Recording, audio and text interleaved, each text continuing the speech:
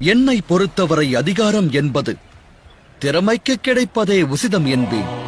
அதோடு கௌரவம், அது ஒவ்வொரு மனிதனுக்கும் கிடைக்க வேண்டியது உசிதம் என்பேன். ஏனெனில் உலகில் அடுத்தவருக்கு கௌரவம் கிடைக்க வேண்டும் என்றெண்ணும் ஒருவன் உண்மையில் தனக்கென்று எந்த விதமான கௌரவ நிலையையும் பெற இயலாமல் தவிப்பில் ஆழ்கின்றான்.